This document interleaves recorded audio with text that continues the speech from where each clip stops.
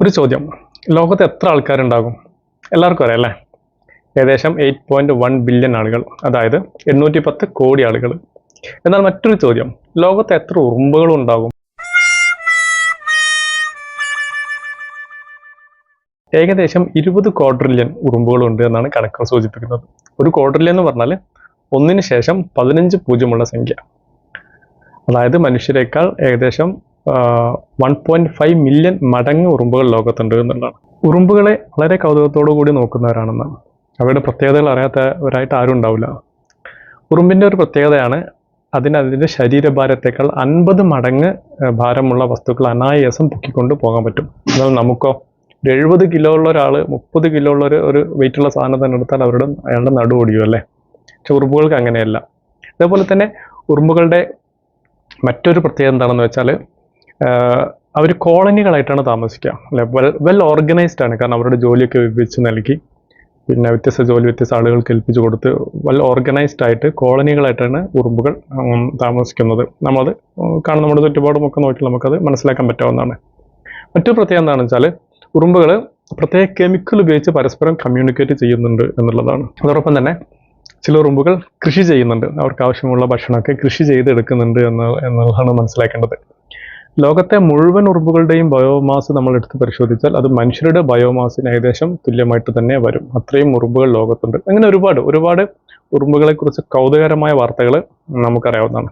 എന്നാൽ മറ്റൊരു വളരെ കൗതുകകരമായ ഒരു ന്യൂസ് എന്താണെന്ന് വെച്ചാൽ US-ലെ ചില സയന്റിസ്റ്റുകൾ ഈയിടെ നടത്തിയൊരു പഠനത്തിൽ മനസ്സിലാക്കിയൊരു സംഗതി, മനുഷ്യരെ പോലെ തന്നെ സർജറി ചെയ്യുന്ന ഉറുമ്പുകളെ കുറിച്ചാണ്. മെഡിക്കൽ വിദ്യാഭ്യാസവും ഉപകരണങ്ങളും ഇല്ലാതെ എങ്ങനെയാണ് ഈ കുഞ്ഞു ഡോക്ടർമാർ സർജറി ചെയ്യുക എന്നല്ലേ?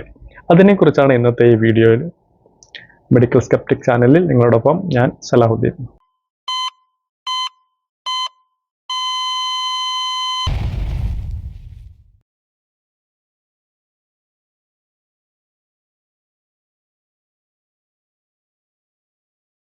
ഉറുമ്പുകൾ സർജറി നടത്തുന്ന വാർത്തയാണ് US-ൽ നിന്ന് ഈയിടെ പുറത്തു വന്നത്. അതായത് മനുഷ്യരെ കൂടാതെ സർജറി ചെയ്യുന്ന ഒരു ജീവവർഗം, അതാണ് ഉറുമ്പുകൾ. വളരെ കൗതുകരമായി തോന്നുന്നുണ്ടല്ലേ ഉറുമ്പുകളെ കുറിച്ചുള്ള ഈ വാർത്ത? ഉറുമ്പുകൾ പല വിധമുണ്ട്. നമുക്ക് ചുറ്റും തന്നെ ഉറുമ്പുകളൊക്കെ പല വിധത്തിൽ നമ്മൾ കാണാറുണ്ട്.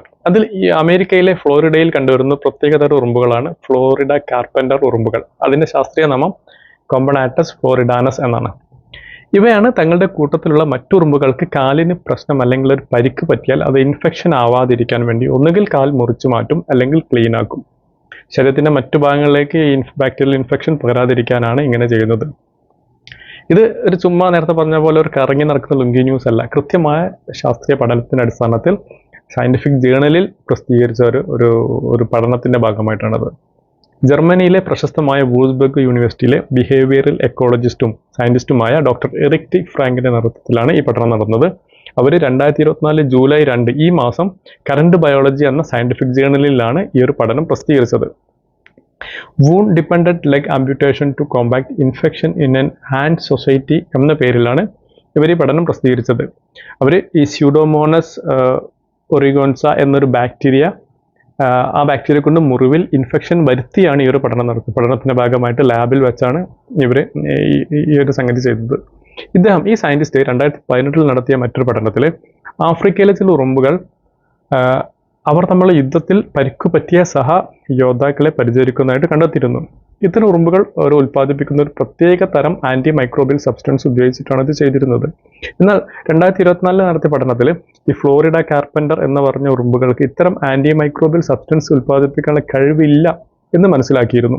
പിന്നെ എങ്ങനെയായിരിക്കും പരിക്ക് പറ്റിയ കൂട്ടുകാരെ ഇവ ചികിത്സിക്കുന്നത് എന്ന അന്വേഷണത്തിലാണ് ഈ ഒരു കുഞ്ഞു സർജന്മാരെ കുറിച്ച് മനസ്സിലാക്കുന്നത്. ആ പഠനത്തിന്റെ ഭാഗമായിട്ട് അവർ പുറത്തുവിട്ട വീഡിയോ ആണിത്. ഈ വീഡിയോയിൽ കാണുന്ന മഞ്ഞ മാർക്ക്, യെല്ലോ മാർക്കിട്ട ഉറുമ്പിന്റെ കാലാണ് മുറിച്ചു മാറ്റുന്നത്. വളരെയധികം സമയമെടുത്താണ് ഈ ഒരു പ്രോസസ്സ് ചെയ്യണമെന്ന് നമ്മൾ മനസ്സിലാക്കേണ്ടതുണ്ട്.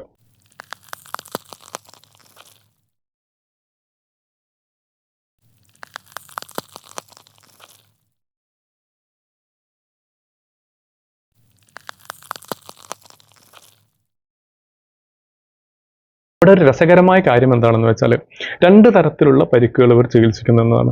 ഒന്ന് ഫീമർ അഥവാ കാലിൻ്റെ മുകൾ ഭാഗത്തുള്ള ഫീമർ ഭാഗത്തുള്ള പരിക്കും, മറ്റൊന്ന് ടിബിയ ഏകദേശം കാലിൻ്റെ നടുഭാഗത്തുള്ള പരിക്കും. ഇങ്ങനെ 2 പരിക്കുകൾ ഇവർ ചികിത്സിക്കുന്നു എന്നുള്ളതാണ്.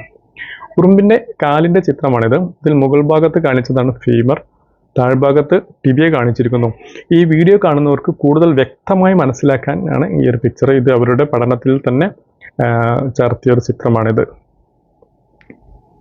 ഇതിൽ ഈ സയൻറ്റിസ്റ്റുകൾ പ്രത്യേകം ശ്രദ്ധിച്ചൊരു കാര്യം എന്താണെന്ന് വെച്ചാൽ, ഈ ഫീമർ ഭാഗത്തുള്ള ഫീമർ ഇഞ്ചുറി ആദ്യം ഉറുമ്പ് തൻ്റെ വായ ഉപയോഗിച്ച് ക്ലീൻ ആക്കും, എന്നിട്ടാണ് ഈ ആംപ്യൂട്ടേഷൻ അഥവാ മുറിച്ചു മാറ്റൽ.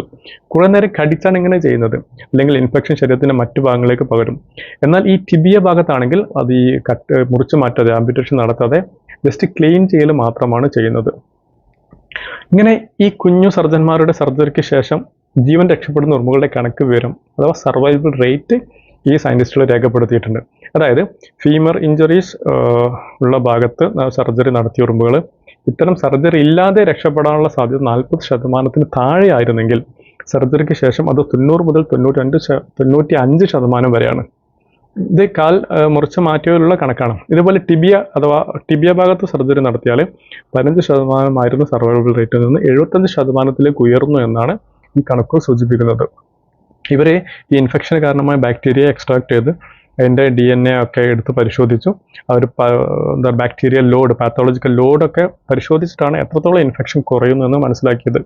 ഇവിടെ ശ്രദ്ധിക്കേണ്ട ഒരു കാര്യം, ഈ ആംപ്യൂട്ടേഷൻ അഥവാ മുറിച്ചു മാറ്റൽ ഈ ഫീമർ ഭാഗത്ത് മാത്രമാണുള്ളത്. കാരണം എന്താ വെച്ചാൽ അതിൽ പിന്നെ ഒരു ലോജിക് ഉണ്ട്. ഏകദേശം ഒരു 40 മിനിറ്റ് സമയം എടുത്തിട്ടാണ് ഇവർ ഈ പ്രോസസ്സ് ചെയ്യുന്നത്, ഈ ഒരു ആംപ്യൂട്ടേഷൻ ചെയ്യുന്നത്. ഉറുമ്പ് ചുമ്മാ വന്ന് അങ്ങനെ കട്ട് ചെയ്ത് മുറിച്ചിട്ട് പോവല്ല, വളരെ ശ്രദ്ധാപൂർവം സമയമെടുത്തിട്ടാണ് ഈ ഒരു സർജറി ഈ ഫീമർ ഇഞ്ചുറി കാലിൻ്റെ മുകൾ ഭാഗത്തുള്ള പരിക്കുകൾക്ക് ചെയ്യുന്നത്. മാത്രവുമല്ല ഈ സയൻറ്റിസ്റ്റുകൾ ഉറുമ്പുകളുടെ മൈക്രോ CT സ്കാൻ എടുത്ത് പരിശോധിച്ചപ്പോൾ കണ്ടൊരു കാര്യം എന്താ വെച്ചാൽ, ഈ കാലിൻ്റെ ഫീമർ ഭാഗത്തുള്ള പരിക്ക് അവിടേക്ക് ബ്ലഡ് പമ്പ് ചെയ്യുന്ന മസിലിനെ തകരാറിലാക്കും. അപ്പോൾ അതിനാൽ അവിടെ രക്തയോട്ടം വളരെ പതുക്കെയാണ് നടക്കുക. അതുകൊണ്ട് തന്നെ ഈ ഇൻഫെക്ഷൻ ശരീരത്തിൻ്റെ മറ്റു ഭാഗങ്ങളിലേക്ക് പകരാൻ സമയമെടുക്കും. ഈ സമയം കൊണ്ട് സർജറി ചെയ്യാൻ, ഇത്ര സമയമെടുത്ത് സർജറി ചെയ്യാനും ആംപ്യൂട്ടേഷൻ ചെയ്യാനും സാധിക്കും എന്നുള്ളതാണ്. ഇങ്ങനെ വളരെ ശ്രദ്ധയോടുകൂടിയാണ് ചെയ്യുന്നത്. അതേസമയം ഈ ടിബിയ ഭാഗത്ത്, കാലിൻ്റെ താഴ്ഭാഗത്തുള്ള പരിക്ക്, അവിടെ മസിൽസ് വളരെ കുറച്ച് മാത്രമാണുള്ളത്. അതുകൊണ്ട് തന്നെ ഇൻഫെക്ഷൻ പെട്ടെന്ന് തന്നെ ശരീരത്തിലേക്ക് പകരാൻ സാധ്യതയുണ്ട്. അതുകൊണ്ട് തന്നെ കൂടുതൽ സമയം ആംപ്യൂട്ടേഷന് വേണ്ടി സമയം എടുത്തു കഴിഞ്ഞാൽ ഈ ഇൻഫെക്ഷൻ പെട്ടെന്ന് ശരീരത്തിലേക്ക് ബാധിക്കും. അതുകൊണ്ട് തന്നെ ഒട്ടും വെയിറ്റ് ചെയ്യാതെ ആ ഭാഗം ആംപ്യൂട്ടേഷന് വിടാതെ ക്ലീനാക്കി വിടുക മാത്രമാണ് ഈ കുഞ്ഞു സർജന്മാർ ചെയ്യുന്നത് എന്നത് രസകരമായൊരു കണ്ടെത്തലായിരുന്നു. നാം മനസ്സിലാക്കേണ്ടത്, മനുഷ്യർ മനസ്സിലാക്കി പഠിച്ച് പ്രയോഗിക്കുന്ന ഒരു മെഡിക്കൽ സംവിധാനമാണിത്. ഒരു മുറിവ് മനസ്സിലാക്കാനും അത് അണുവിമുക്തമാക്കണോ അതോ മുറിച്ച് മാറ്റണോ എന്നൊക്കെ തീരുമാനിച്ച് ഒരു മെഡിക്കൽ സിസ്റ്റത്തിൽ വർക്ക് ചെയ്യുന്നതാണ്. അതേപോലൊരു സംവിധാനത്തിൽ നിന്ന് പ്രവർത്തിക്കാൻ ഉറുമ്പുകൾക്കാകുന്നു എന്നത് വളരെ അത്ഭുതകരമായിട്ടുള്ള ഒരു കാര്യം തന്നെയാണ്. ഇതെല്ലാം എങ്ങനെയാണ് ഉറുമ്പുകൾക്ക് മനസ്സിലാക്കാൻ പറ്റുന്നത്? അവർ മെഡിക്കൽ കോളേജിലൊന്നും പഠിക്കുന്നില്ലല്ലോ, മറിച്ച് ഉറുമ്പുകൾക്ക് ജന്മന ലഭിക്കുന്ന ഒരു കഴിവാണിത്. വളരെ അത്ഭുതകരമായിട്ടുള്ള കാര്യമാണ്. വളരെ കൃത്യമായി ഓരോ സർജനെ പോലെ തന്നെ കൃത്യമായ രൂപത്തിൽ മനസ്സിലാക്കി ഇടപെടാൻ ഉറുമ്പുകൾക്ക് സാധിക്കുന്നു. അതുവഴി തൻ്റെ സഹജീവികളുടെ ജീവൻ രക്ഷിക്കുന്ന ഒരു പ്രോസസ്സിലാണ് ഇതുള്ളത്. ഇത് ജന്മന ഉറുമ്പുകൾക്ക് കിട്ടിയൊരു കഴിവ് തന്നെയാണ്. വളരെ അത്ഭുതത്തോടു കൂടിയാണ് ശാസ്ത്രലോകം ഇതിനെ നോക്കിക്കണ്ടത്.